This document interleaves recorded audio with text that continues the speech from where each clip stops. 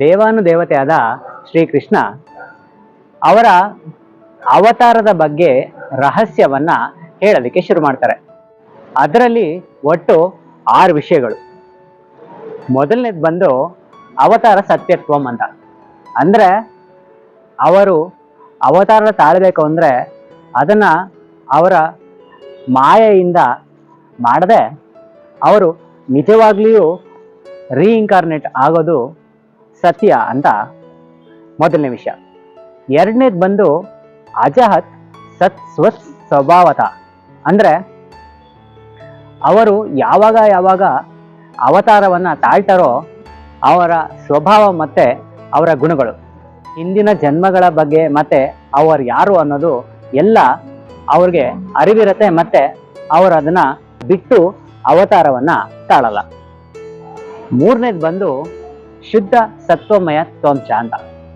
ಅಂದ್ರೆ ನಾವೆಲ್ಲ ಈ ಪಂಚಭೂತಗಳಿಂದ ಮತ್ತೆ ಪ್ರಕೃತಿಯ 3 ಗುಣಗಳಿಂದ ಹುಟ್ಟಿದ್ರೆ ಪರಮಾತ್ಮ ಬಂದು ಪಂಚಶಕ್ತಿಗಳಿಂದ ಅಂದ್ರೆ ಪುಮಾನ್ ಪರಮೇಶ್ವರಿ ನಿವೃತ್ತ ಸರ್ವಂ ಮತ್ತೆ ವಿಶ್ವ ಇವಿಷ್ಟು ಸೇರಿ ಮತ್ತೆ ಪ್ಯೂರ್ ಸತ್ವಗುಣದಿಂದ ಅವರು ಅವತಾರವನ್ನ ತಾಳ್ತಾರೆ.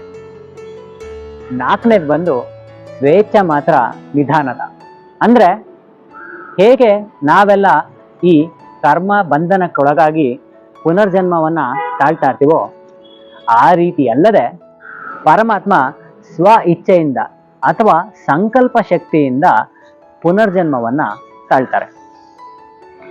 ಐದನೇದು ಬಂದು ಧರ್ಮಗ್ಲಾನೋ ಸಮುದಾಯ ರಹ. ಯಾವಾಗೆಲ್ಲ ಅಧರ್ಮ ಎದ್ದು ನಿಲ್ಲುತ್ತೋ, ಧರ್ಮ ಸೋಲೋದಿಕ್ಕೆ ಶುರು ಆಗುತ್ತೋ ಆಗ ಪರಮಾತ್ಮ ಅವತಾರವನ್ನ ತಾಳ್ತಾನೆ. ಇನ್ನ ಆರನೇದು ಬಂದು ಸಾಧು ಸಂರಕ್ಷಣಾರ್ಥ ಅಂತ. ಅಂದ್ರೆ ಯಾರ್ಯಾರು ಪರಮಾತ್ಮನ ಭಕ್ತರಿರ್ತಾರೋ ಹಾಗೆ ಈ ಕರ್ಮಯೋಗವನ್ನ ಪಾಲಿಸ್ಕೊಂಡು ಶಿಸ್ತಿನಲ್ಲಿ ಜೀವನವನ್ನ ತಾಳ್ತಾ ಇರ್ತಾರೋ ಅವರ ಸಂರಕ್ಷಣೆಗೋಸ್ಕರ ಪರಮಾತ್ಮ ಅವತಾರವನ್ನ ತಾಳ್ತಾರೆ.